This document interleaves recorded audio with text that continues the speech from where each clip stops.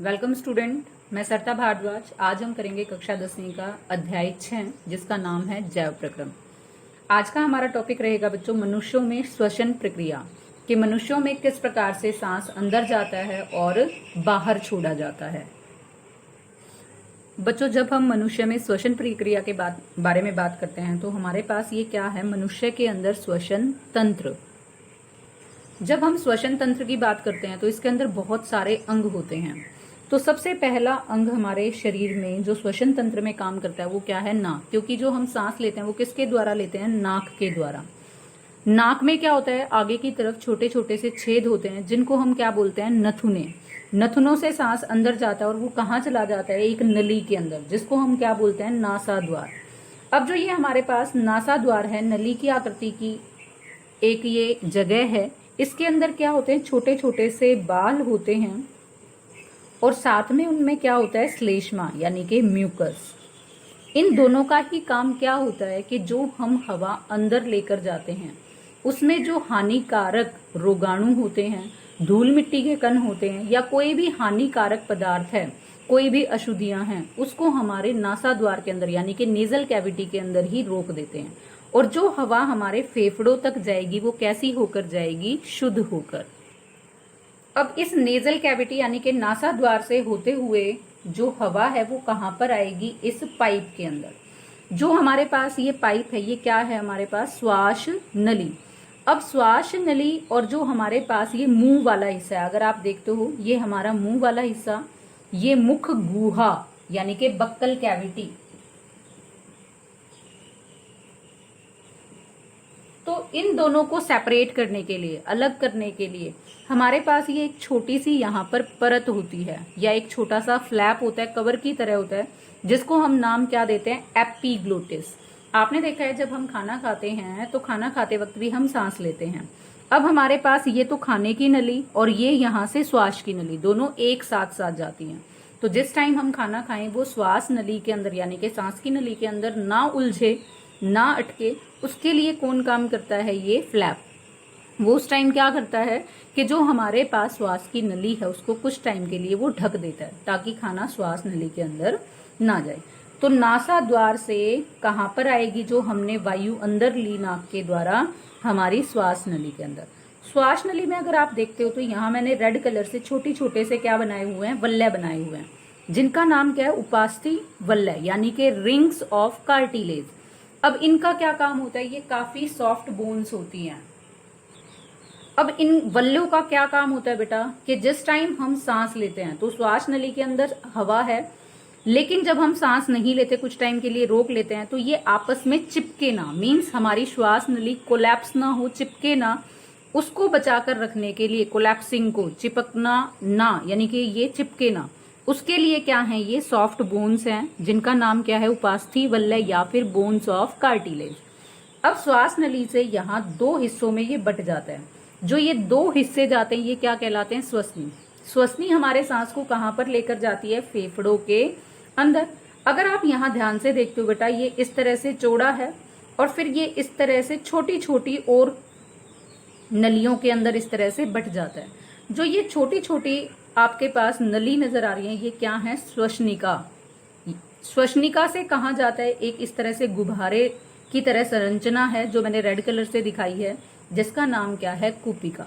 मतलब जो हमने वायु को अंदर खींचा वो हमारे नाक से लेकर बिल्कुल लास्ट में कहाँ तक पहुंच जाएगी, कुपिका के अंदर। हमारे पास जो ये कुपिकाएं होती हैं ये क्या होती हैं, बहुत छोटे छोटे आकार की होती हैं। और जो इनकी भित्ति है यानी कि जो इनकी मेम्ब्रेन है उसमें बहुत ज्यादा क्या होती हैं, रुधिर वाहिकाएं।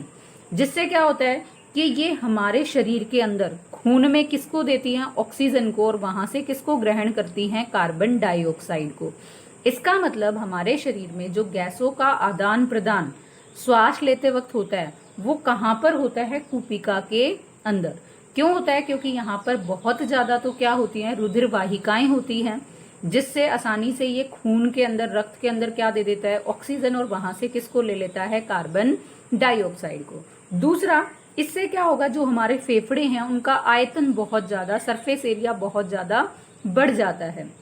अगर हम अपने फेफड़ों को खोल के फैलाना शुरू कर दें तो कम से कम 80 स्क्वायर मीटर के एरिया को घेर लेगा। जितना एक टेनिस कोर्ट होता है उतना चौड़ाई में हमारे जो लंग्स हैं खोलने के बाद उसको वो ऑक्यूपाई कर लेंगे, घेर लेंगे।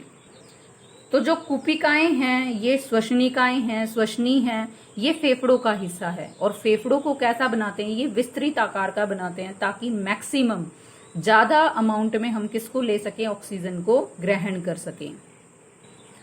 अब बच्चों जिस गुहिका के अंदर हमने दोनों फेफड़ों को रखा हुआ है वो हमारे पास क्या होती है, वक्ष गुहिका, मीन्स चेस्ट कैविटी के अंदर होता है। ऊपर हमारे पास ये वक्ष गुहिका होती है और नीचे हमारे पास क्या होती है, एब्डोमिनल कैविटी, मतलब कि जहां पर पेट वाला हिस्सा है। अब इस वक्ष गुहिका और जो एब्डोमिनल कैविटी है उन दोनों को अलग अलग करने के लिए हमारे पास इस तरह से एक मांसपेशी की शीट होती है, सतह होती है, जिसका नाम क्या है, डायाफ्राम। अब जो ये वक्ष गुहिका है और डायाफ्राम है ये दोनों किस काम आते हैं, सांस को अंदर लेने में और सांस को बाहर छोड़ने में। बच्चों जब हम सांस लेते हैं तब क्या होता है, सांस को अंदर लेते हैं तो जो हमारी पसलियां होती हैं वो ऊपर उठ जाती हैं और जो हमारा ये डायाफ्राम है ये कैसा हो जाता है, चपटा हो जाता है, जिससे क्या होगा, जो ये वक्ष गुहिका है, चेस्ट कैविटी है, वो बड़ी हो जाती है। बड़ी होने से क्या होगा कि जो हमारे फेफड़े हैं उनके अंदर मैक्सिमम या ज्यादा अमाउंट में किसको चूस लिया जाता है, हवा को। जितनी ज्यादा हवा अंदर जाएगी उतनी ही ज्यादा वो कूपिकाओं के अंदर होगी और कूपिकाओं को उतना ही ज्यादा क्या मिलेगा, ऑक्सीजन। जितनी ज्यादा ऑक्सीजन हमारे श्वास की गति भी उतनी ही तेजी से होगी।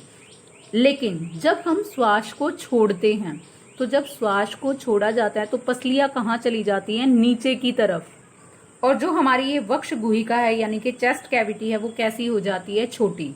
और जो डायाफ्राम है उसकी मूवमेंट कैसे होती, वो इस तरह से थोड़ा सा ऊपर की तरफ चढ़ जाता है। मतलब कि पहले तो चपटा था जब हमने सांस को अंदर खींचा, लेकिन जब हम सांस को बाहर छोड़ते हैं तो जो डायाफ्राम है वो कहाँ चला जाएगा, मूव्स अपवर्ड। और इन दोनों से ही क्या होगा, चेस्ट कैविटी छोटी होगी और हम सांस को क्या कर देंगे, बाहर छोड़ देंगे। और जैसे ही सांस बाहर छोड़ी जाएगी साथ ही साथ क्या होगा, कार्बन डाइऑक्साइड भी बाहर। मीन्स जिस रास्ते से ऑक्सीजन अंदर आई उसी रास्ते से कार्बन डाइऑक्साइड बाहर चली जाएगी। अब बच्चों जो ये कूपिकाएं हैं ये ऑक्सीजन को कहां पर दे देती हैं, रक्त के अंदर। रक्त के अंदर क्या होता है, एक वर्णक होता है जो किसको ले लेता है, ऑक्सीजन को। और जो ये वर्णक है उसका नाम क्या होता है, Hb यानी कि हीमोग्लोबिन। तो रक्त में वर्णक है जो किसको लेगा, ऑक्सीजन को, और उस वर्णक का नाम क्या है, हीमोग्लोबिन। और जैसे जैसे सारा रक्त हमारे शरीर में घूमता है ये हीमोग्लोबिन वहां पर किसको देता चला जाता है, ऑक्सीजन को, और वहां से किसको इकट्ठा करता चला जाता है, कार्बन डाइऑक्साइड को। और जो ये रक्त के अंदर ऑक्सीजन को देना और वहां से कार्बन डाइऑक्साइड को लेना वो किसके द्वारा होता है, विसरण की प्रक्रिया के द्वारा। विसरण मीन्स डिफ्यूजन। हमारे रक्त के अंदर कार्बन डाइऑक्साइड ज्यादा है तो वो कहाँ चली जाएगी, अपनी कम मात्रा के अंदर।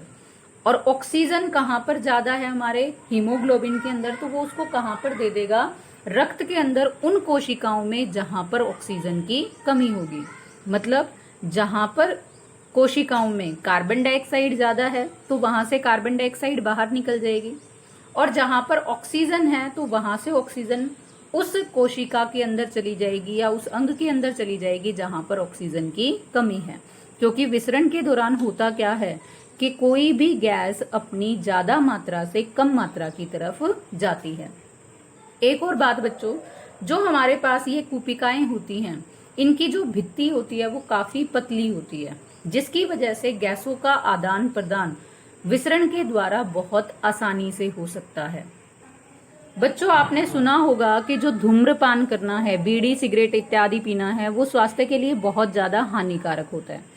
ऐसा क्यों होता है, क्योंकि जब कोई धूम्रपान करता है तो उसको क्या हो जाता है, फेफड़ों का कैंसर। अब वो फेफड़ों का कैंसर होने के पीछे रीजन क्या होती है, जैसा मैंने आपको बताया कि जो हमारी ये नासा द्वार है, नेजल कैविटी है, उसके अंदर क्या होते हैं, बाल होते हैं और श्लेष्मा होते हैं। जो ये बाल होते हैं वो काफी छोटे छोटे से होते हैं और श्लेष्मा एक म्यूकस जो है एक पतली सी परत होती है। अब जैसे ही कोई धूम्रपान करता है तो उसकी वजह से क्या होता है, ये बाल जल जाते हैं।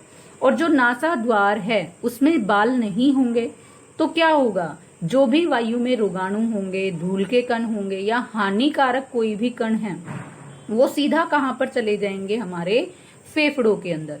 जिसकी वजह से क्या होगा, फेफड़ों में प्रवेश करेंगे और वो उनको संक्रमित करेंगे और उस संक्रमण की वजह से खांसी होना और बहुत सारी बीमारियां हो सकती हैं जो श्वास से संबंधित हैं, सांस से संबंधित होंगी।